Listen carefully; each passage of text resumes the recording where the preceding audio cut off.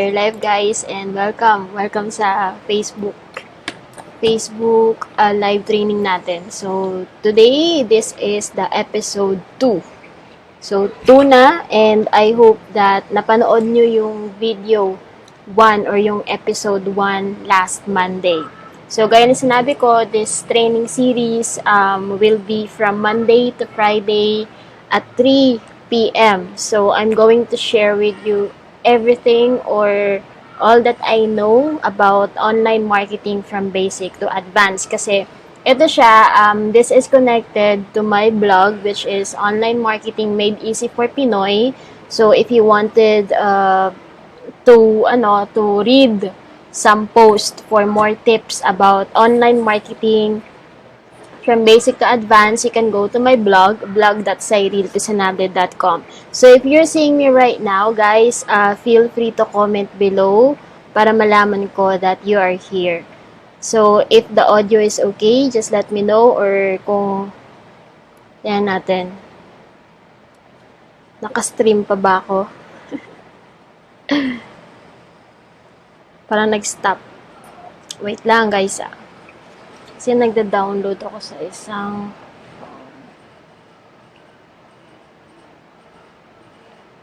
pause ko lang. Yun. Right. So, welcome ulit sa Facebook live training na to.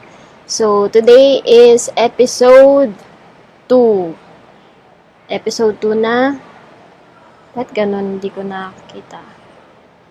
By the way, you can share this video. Kung magtatanong kayo if it's okay to share this video, it's okay guys, it's fine. Okay, mas maganda nga yun para marami tayong matulungan na mga marketers. Okay, na gustong matuto ng Facebook marketing or online marketing from basic to advanced. Right? So, let's just wait for a couple of minutes bago tayo mag-start. Gusto ko lang i-check kung tingnan ko nga.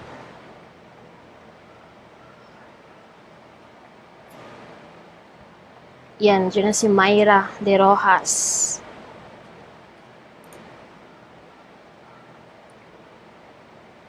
Tingnan ko lang. Guys, if you're seeing this video, at kung naririnig nyo ako, please comment kayo below this video. Okay? So, i-share ko lang siya dun sa group ko. Lang. Share ko lang. Ba't nag-stop sa akin?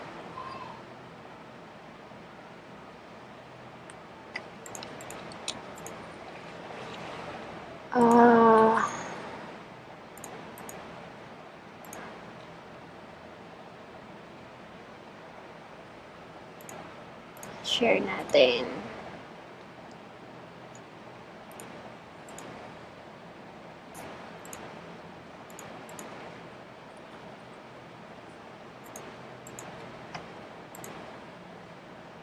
Okay.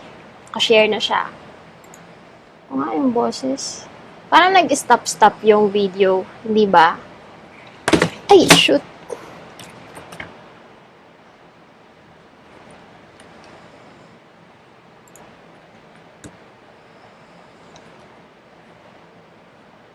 Broadcast interrupted.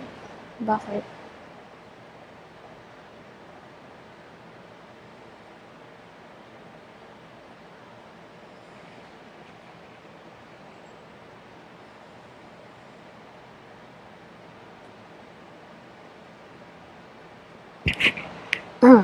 Okay naman yung audio ata.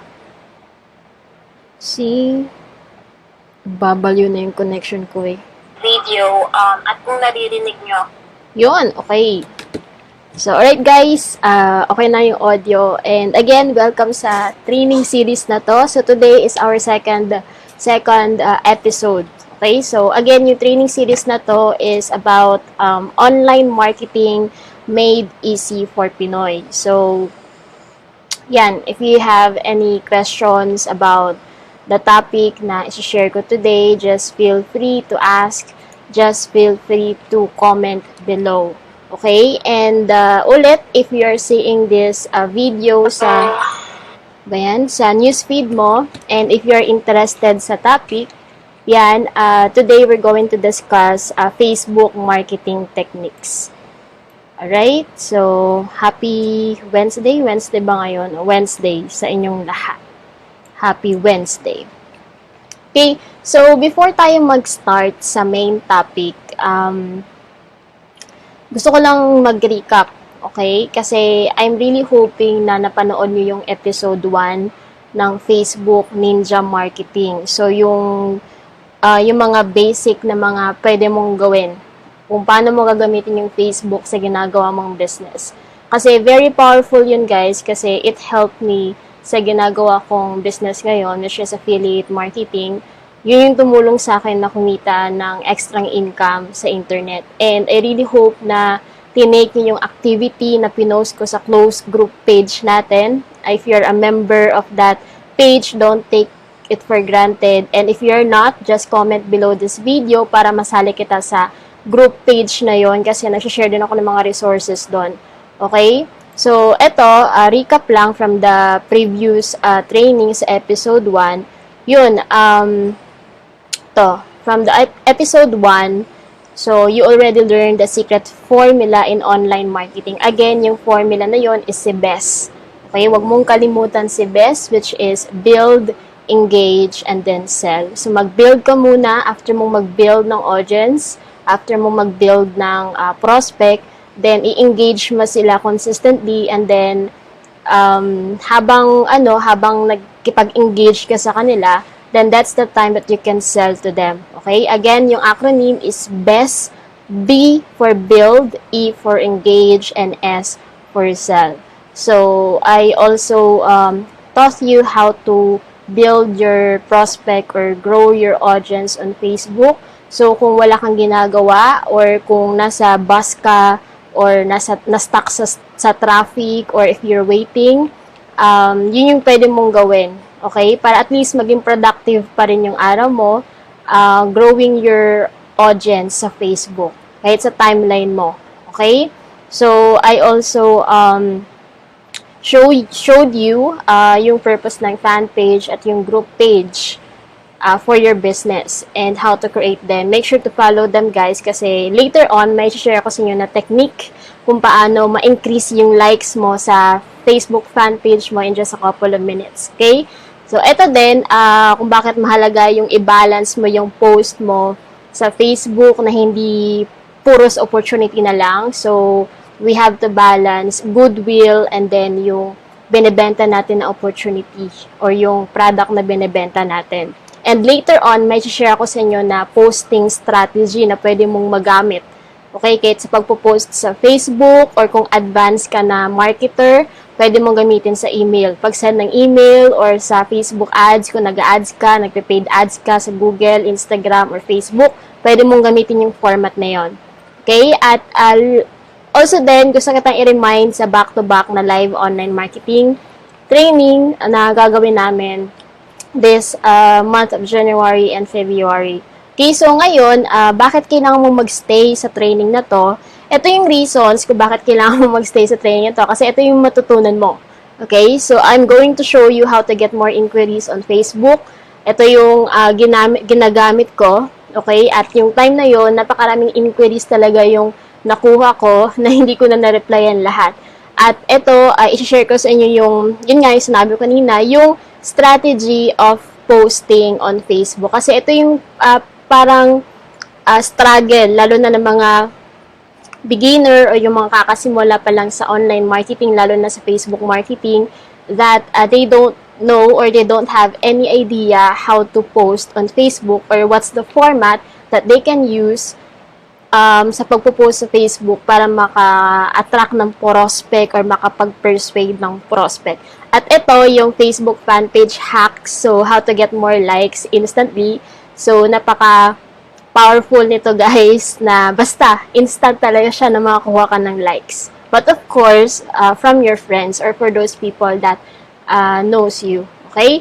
At if may mga questions ka, then I'm going to do my best to answer them. all. Okay? So, yun na. Yan, nag-recap na tayo. So, yung ano muna, ito, how to get more inquiries on Facebook. Ito yung first topic natin. So, di ba remember before, nung previous topic, na, yan, nag-share ako ng isang technique how to grow your audience na mga 'di ba, na mga opportunity buyers. So yung shinare ko dito is yung maghanap ka, 'di ba? Importante na alam mo yung target market mo.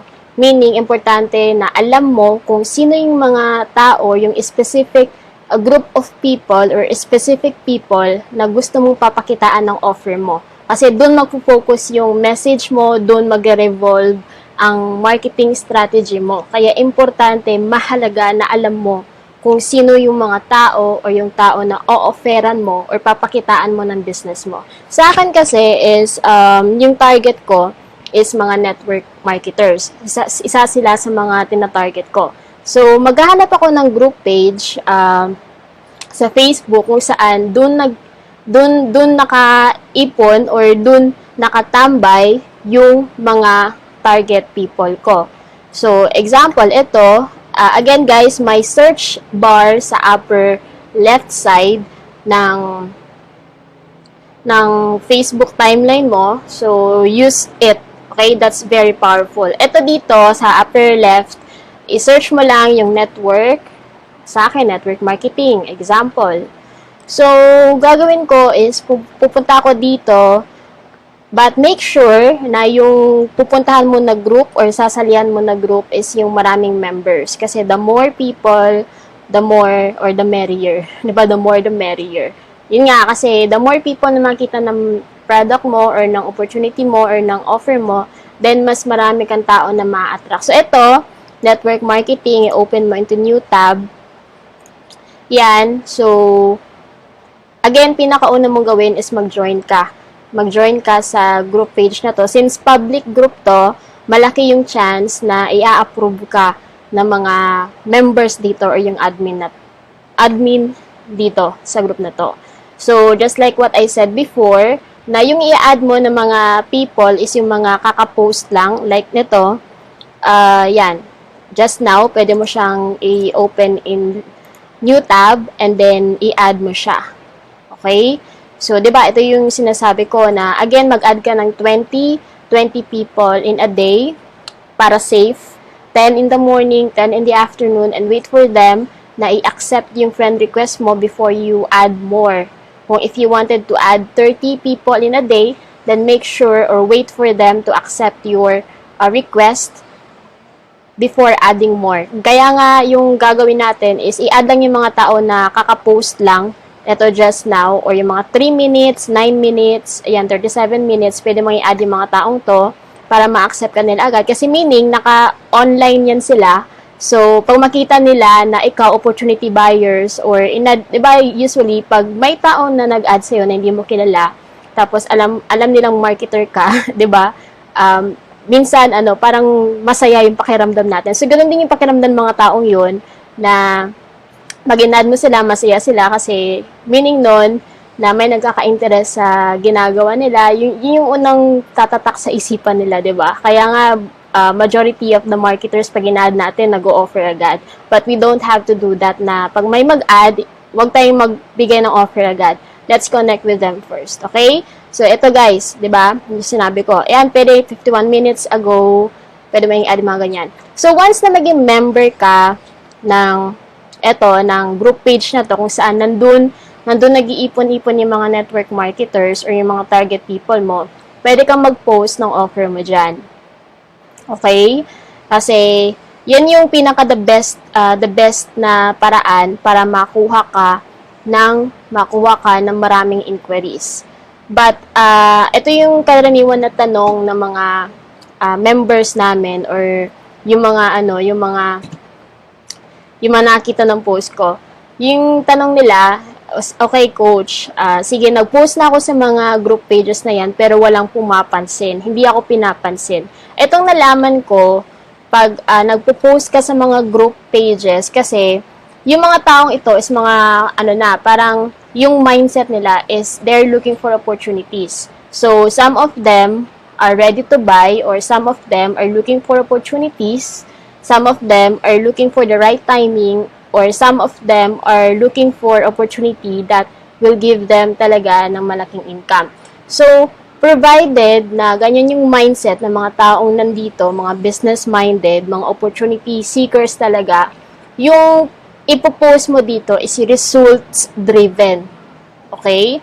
Meaning yung results-driven is that mag-post ka ng resulta. Mag-post ka ng resulta mo or mag-post ka ng result ng member mo at i-post mo dito. Okay? Pero lagyan mo siya ng call to action. Katulad, sa akin kasi, ginawa ko to before. Tapos kasi mabilis siya na matakpan yung pinost mo. Kaya nga yung iba, di ba, yung nagko-comment ng up para matap yung post nila. Kasi ganyan yung sinabi ko, the more na mas maraming mag-comment sa post mo, the more na may maraming engagement, the more na mas ibibida siya ni Facebook. Kaya yung gagawin natin is results-driven. Hindi ko na makita yung post ko before. But yung gagawin mo, kung may result ka na nakuha, i-post mo agad. Tapos, lagyan mo ng call to action, which is, kung may link ka papunta sa register page, or kung may link ka papunta dun sa offer mo, yung ilagay mo. Pwede mong idiretso. Or, kung mag-post ka ng result, pwede kang magbigay ng link papunta sa training. Training page, kung may training page ka, gaya na sa Unity Network, yung ginagawa ko is pag nagpo-post ako ng result, ng personal result ko, yung call to action ko parate is comment below if you are interested, or add me or send me a message if you wanted to learn how you can do it too. Parang ganun. May call to action siya at the end. Para ipapakita ko sa inyo mamaya yung format kung paano mag-post. Kasi ganun ako mag-post pag magpo-post ako sa mga group pages, results-driven. Okay lang naman mag-share ka ng value. Kasi minsan nag-share ako ng vlogs. Yung mga vlogs kasi, mga ganitong, nangyari. Yung mga vlogs na galing dun sa isang vlog site namin. Yan, si Evelyn Cruel Brillantes. Hello, and si Bru Amasa. Interesting topics. Okay, so welcome guys sa Facebook Live Training. At kung may tanong ka, later on pwede kang magtanong. Again, balik tayo. Pwede kang mag-post ng mga vlogs dito, but I cannot guarantee that you will get more clicks. Okay? Kasi ako din, nag-share ako ng value doon, pero pasikat. Hindi, para maging familiar lang sila sa pangalan ko. Kasi pinopromote ko yung fan page ko doon sa mga group pages na yon. Kaya nag-share ako ng blog na galing sa fan page ko para makilala nila ako. Okay? Pwedeng gawin yon for branding. But if you really wanted to get more inquiries, then it's better to post results. Okay? To get more inquiries, mag-post ka ng result. Kasi sabi nga ng mentor ko na si Coach Edward, kung magpo-post ka ng kahit yung maliit lang na resulta, kung magpo-post ka ng maliit na resulta, kahit maliit na resulta lang, it will parang snowball effect siya. Na magpo-post ka ng maliit, may ma-attract, so lalaki siya, tapos ipo-post mo ulit yung current result mo, may ma-attract, mas lalaki siya. So magiging snowball effect na. Kaya yun yung pwede mong gawin if kakasimula mo pa lang at gusto mo magka-result agad. Results-driven na post. Hindi naman kailangan na resulta mo talaga yung i-share mo. Kasi ako, nung nagsimula ako sa Ignition Marketing before, di ba, pag simula ka, wala ka pa talagang result. Ginagawa ko is, ayun nga, nag-add ako ng maraming audience, nag-join ako sa maraming group pages, tapos nanghihiram ako ng result dun sa mga coaches namin before, yung mga mentors, yung mga nagkakaresulta, yung mga top income earners, yung pinopost ko. Tapos yung nangyari, habang ginagawa ko ng paulit-ulit yon, ginagawa ko yon habang nag-aaral, tapos ina-apply ko, ginagawa ko pa rin yung mga basic na mga activities na nagpo-produce sa akin ng income. hanggang sa naging top income earner na din ako sa Ignition Marketing before at ngayon sa Unity Network dahil doon sa simpleng strategy na yon. So that only means that hindi naman kailangan na maging complicated yung strategy na gawin mo, basta alam mo lang talaga kung paano siya gawin. Okay? At basta i-apply mo lang agad para alam mo paano ka makapag-adjust. Alright? So I hope talaga na yun din yung gagawin nyo. Okay? Snowball effect yun, guys. Basta result-driven post at hindi kailangan na result mo, kung kakasimula mo pa lang, but you can share the result of your sponsor, kung may upline ka, or yung members nyo. So, don't make it a reason na beginner ka pa lang, hindi mo kaya magkaresulta kasi lahat ng mga nagbi-business, lahat ng mga nagsisimulang mag-promote ng opportunity, wala talagang resulta yan. Okay? So, you just have to work hard for it. Consistent talaga nang gagawin mo yon pag wala ka pa talagang resulta. And that worked for me, and I hope that i-apply mo yon, and I hope that it will also work for you.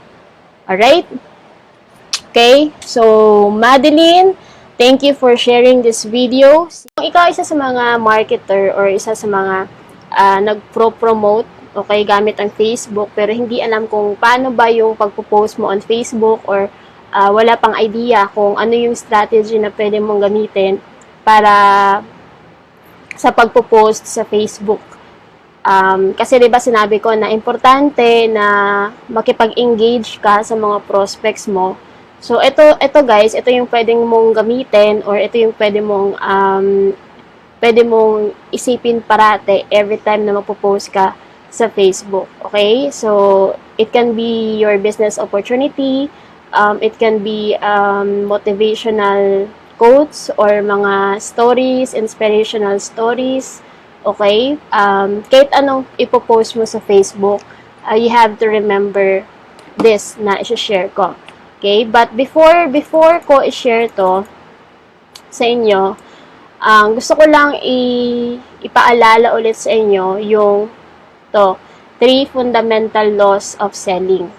Okay? So, ito yung parang malaking lesson for me na that changed the way I write my blog or I send email sa mga prospect ko or even sa pagpo-post on social media or even sa pag-a-ads kasi bumibili din ako ng traffic, nag-Facebook ads din ako, nag-Google ads, nag-YouTube ads. So ito, kailangan natin itong tandaan. People don't like to be sold. Okay? So ayaw ng mga tao ng binebentahan. Okay? 'Di ba? Kahit na hindi ewan ko na sa inyo ha, pero ako pag nasa department store kasi ako, tapos may isang sales lady or salesman na sumusunod-sunod sa akin, tapos nagbinebentahan ako ng brand niya, naiinis talaga ako pag ganun. Kasi ayaw ko ng ginaganon ako. Kasi gusto ko na manggagaling sa akin yung desisyon. Okay? Gusto ko na manggagaling talaga sa akin kung bibilin ko yung product mo or hindi. Kasi yung sinasabi din kasi ng mga salesman na yun, parang, ma'am, anong kailangan mo? Sige, bilhin mo na to. Parang ganun lang. Hindi pinapakita sa akin din yung benefit kung bakit ko bilhin yung product na yun. Kaya naiinis talaga ako. Okay? Naiinis talaga ako doon. Ewan ko lang sa inyo, pero yan yung pakiramdam ko kasi ayaw ko talagang binibentahan ako. Okay? So, ito din, people buy things for emotional not rational reasons. So, majority of the times, napapabili ang isang tao because of emotional reasons. Okay?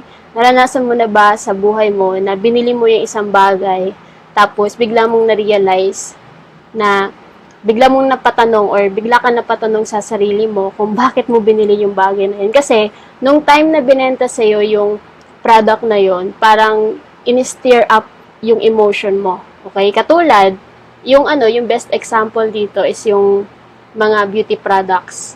Okay? 'Di ba? Yung kasi yung napapansin ko, may mga marketers na magaling talagang mag-promote. Okay? Parang natural na sa kanila yung pagpo-promote ng product nila na nakikipag-engage na maraming prospect or maraming tao.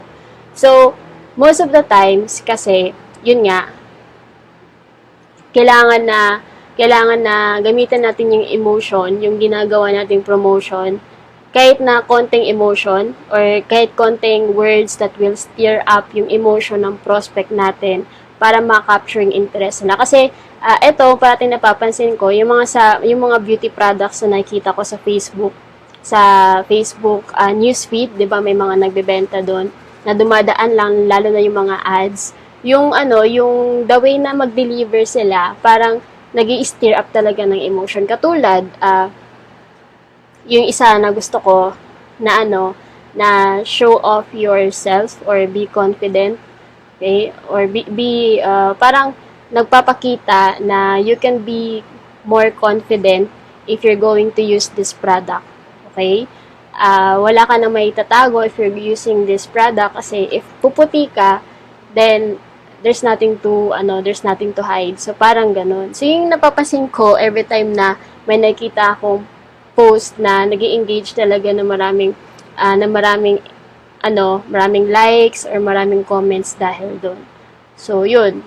At ginagamit ko din siya sa pag-ads ko. Tapos napapansin ko na sa mga ginagawa kong ads, mas effective yung mga ads na ginawa ko na nag-steer ng emotion. Okay? Katulad na na napapagod ka na ba sa ginagawa mong trabaho? Or gusto mo bang magkaroon ng freedom at makasama mga mahal mo sa buhay kasi ganito, ganyan. So, yung mga parang deep reasons why, yun yung mga nagpapa-stir up ng emotion kasi yung mga malalim na rason. Yung pinaka-reason why on why they needed to buy the product. Okay? It's given naman na makakatulong yun sa kanila na magpapaputi. But, anong reason kung bakit makakatulong yun sa kanila? Ano yung pinaka-deep reason kung bakit kailangan nilang kumita sa internet, or ano yung pinaka-reason kung bakit kailangan sumali sa'yo, or ano yung pinaka-reason kung bakit nila gawin yung business mo together with you. Okay? So, yun. As ito, once sold, people need to satisfy their emotional decision with logic.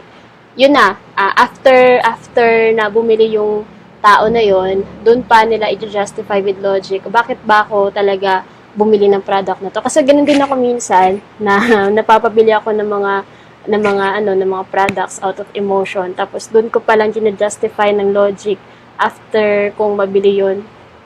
So parang ganun. Kasi parang ganun talaga ata yung nature ng pagiging isang tao, di ba? Di ko lang alam pero ganun ako. Ganun ako pag bumibili ako ng mga products or ng mga gamit na nakikita ko. Lalo na pag online kasi mahilig akong bumili ng mga products online. Sa Lazada, sa Zalora, yung mga ganun mga bagay. So, ito na. Posting strategy. So, paano ba yung pagpo-post sa Facebook na pwede mong i-model? Okay? Importante na mag-target ka ng one reader at a time. So, paano ba yung one reader at a time? Ito kasi, di ba sinabi ko na you needed to stir up emotion every time na nagpo-post ka or every time na nagsasend ka ng email. If you're using email marketing, kung advanced na online marketer ka na. So, para malaman mo kung ano yung focus na emotion na gagamitin mo, kailangan na mag-target ka lang ng isang reader at a time. So, paano yon? Kung yung target market mo is, mga employee, then, i-stir up mo yung emotion na parang yung gustong-gusto ng mga employee para, di ba, katulad ako kasi nag-start ako ng online marketing as a full-time employee. So, yung pinaka-gusto ko na mangyari sa buhay ko is makapag-quit sa work ko, magkaroon ng time freedom, magawa yung gusto ko, at most of all, kumita sa sarili kong oras, at yun nga, makapag-business ng sarili ko at kumita ng malaki. So, yun yung gusto kong mangyari. Parang yun yung pinaka-pangarap ko that time when I was an employee. So, hanapin mo yung problema ng target people na yon, target person mo, at bigyan mo ng solusyon. So, parang ganun. Kaya, importante na mag-target ka ng one leader at a time. So, wag mong i-post lahat na full-time employee ka ba, o OFW ka ba. So, parang ganun. Wag mong bigyan ng option, kumbaga. So, pwede ka mag-target ng one reader ngayong araw, tapos isang reader for the next day, one reader for the next day, para at least hindi ma-confuse yung magbabasa or yung mga tao na ma-attract mo sa post na yon. Kasi, napapansin ko, mas effective yung mga post na magta-target lang ng isang reader at a time or may specific na target, parang direct response marketing. Direct response marketing yung tawag nun pag may specific ka na target sa ginagawa mong post. Katulad na sinabi ko kanina, kung yung target mo is mga employee, then mag-focus ka lang dun sa emotion or yung gustong mangyari ng mga employee na yun. Yung problem and then yung solution. Kung yung target mo is OFW, then mag-focus ka lang sa problem na hinaharap ng mga OFW na yon, tapos bigyan mo ng solution, tapos i-present mo yung product mo as a solution. Parang ganun. So, wag mong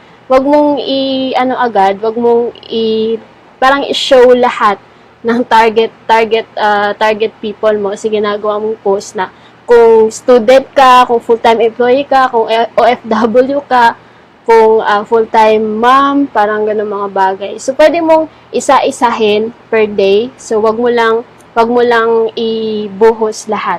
Okay? So, one reader at a time para mas maging effective yung post na gagawin natin. Para mas makapag-catch siya ng attention, para mas makapag-catch siya ng engagement. At most of all, para ma-attract mo lang yung mga prospect na, yun, employee, OFW, or student, gusto ng part-time income. So, parang mga ganon. Okay? So, yan. Ito ginagawa ko. Importante to. Kumbaga, target market. Know your target market. Kasi, if you are prospecting to everyone, then you are prospecting to no one. Diba? Yun yung parating tinuturo sa atin na kailangan maging specific tayo kung sino yung target market natin para mas makapag-focus tayo sa message na ilalagay natin or kung paano natin i-promote or i-position yung offer product natin. Which is true. Kasi kung napaka-broad yung target market mo, kung parang halo-halo, then mako-confuse ka kung ano yung ifo-focus mo sa message mo. Nangyari din yan sa akin before, kaya yun, wag nyong gawin yung pagkakamali na nagawa ko. Kaya make sure na you know who are your target people at target them one at a time. Okay? Sa mga post nyo. So, eto, mahalaga na you needed to drive that person to take action. So, paano yun? So, every time na magpo-post tayo, wag natin kalimutan yung call to action. Kumbaga, ano yung gusto natin ipagawa sa kanila? Okay? After basahin yung post mo. Example, ako kasi yung call to action ko parati sa blog ko, yung mga free training series na binibigay ng team namin. Free training series about earning online or how to build a profitable online business. Yun yung parating call to action ko. Tapos sa mga, sa mga post ko sa social media like Facebook, yung call to action ko naman is yun. Gaya nito, yung call to action ko dito, 'di ba? Sumali ka sa closed group page na online marketing made easy for Pinoy kung gusto mong matuto ng online marketing kung beginner ka pa lang. So, yung target ko, mga beginners sa online marketing na hindi alam kung saan magsimula, anong gagawin, yung call to action ko is sumali ka sa closed group na online marketing made easy for Pinoy by commenting yes on this video. Okay? So, parang ganun yung call to action.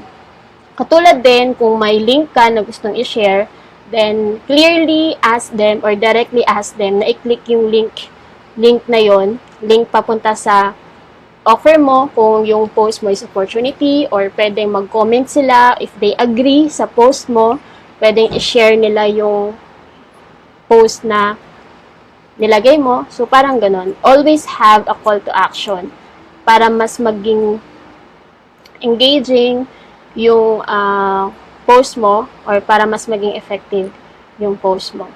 Okay? Alright? So, yun. Yun, guys. Tingnan ko lang kung naka-live pa ako.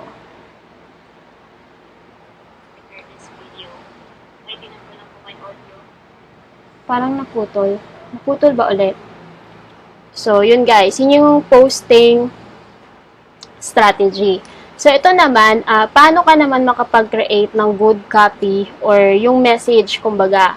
So, di ba sabi ko kanina na target emotion, kung gusto mo na mas makapag-persuade or mas makapag-attract ng prospects. Pero ito yung pwede mong i-consider whenever you're writing your message, or kung maglalagay ka ng text sa ginagawa mong promotion, or kung gumagawa ka ng sales message, parang ganon.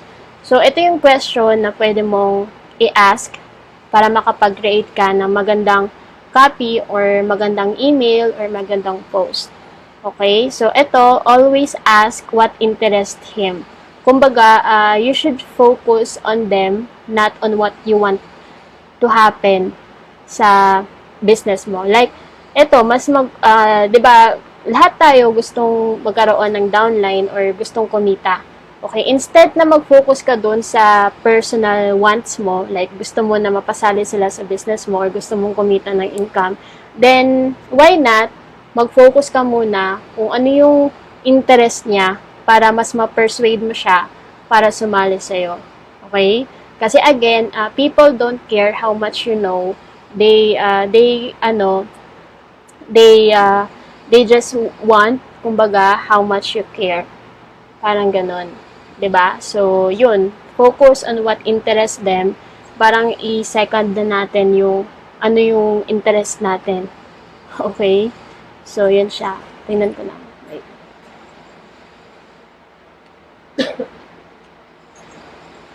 Alright. So, again guys, continuation pa to ng episode 2 ha, kasi naputol. So, ito din, you can ask yourself, what keeps him up at night para mas makapag-come up ka ng deep reason why on why they need your product.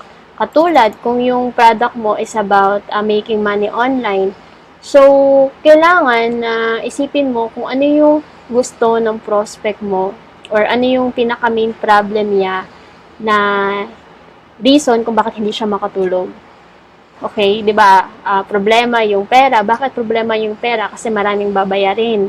Bakit maraming babayarin? Dahil sa utang or tuition ng mga anak, or gusto mabili yung mga gusto niya, or gustong mag-travel. So, parang mga ganung bagay na gusto ng financial freedom, or gusto ng time freedom, gustong makasama yung mga mahal sa buhay.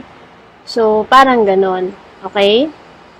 What keeps him up at night? Ano yung mga bagay na nagpapabother, or what are the things that's bothering that person para hindi siya makatulog. Parang ganun. Parang put yourself on their shoes. Parang ganun mga bagay. Para mas maintindihan mo or para mas ma-address mo yung problem na meron sila. Kasi yun yung ginagawa ko na I put myself on their shoes. Sa shoes ng mga prospect ko. Kaya mas naiintindihan ko kung ano yung kailangan nila. Okay, mas na-explain ko kung bakit kailangan nila yung opportunity na ino-offer ko. Kasi kung ayaw nila sumali sa business ko, okay lang. At least natulungan ko sila, 'di ba? At least na-address ko kung ano yung interest nila. Kasi later on, ikaw din yung magbe-benefit nun. Kasi once na magkakaroon na ng right time para sa kanila, ikaw yung pinakaunang maalala. Okay? Yun. Alright guys, so ito din, what are his core beliefs, feelings, and desires. So, ito yung mga deep stuff that allows you to get very close to him. Ito yung mga deep reasons why. Kumbaga, parang connection. Mag-build ka ng connection sa readers mo or sa mga prospects mo. Kasi, parang rapport. Diba? Sa offline kasi, offline marketing, ito yung na-experience ko before. Ito yung na-experience ko before. Sa offline marketing, 'di ba? Yung pamumusakal, naranasan ko na yung pamumusakal na kakamustahin mo muna yung taong 'yon. Ay, kumusta yung family mo, kumusta yung work mo, may recreation ka ba? Tapos bago mo siya presentahan, parang mag-build ka ng connection or mag-build ka ng rapport sa audience mo. Okay? Kasi again, para sa akin mas effective yung message na parang friendly kaysa yung masyadong professional. Okay? Para sa akin lang, mas effective yung friendly friendly messages na parang kaibigan lang yung pagkipag-usap mo sa kanila kaysa yung mga professional na too much yung pagiging professional na dating. Okay? Parang kasi na-intimidate sila pag ganung mga bagay. Mas nakaka-connect sila sa iyo if yung parang kaibigan mo lang silang kakausapin. Parang mas makapag-open up sila. Okay? So, yun guys. Yun lang. That's how you can create a good copy for your business.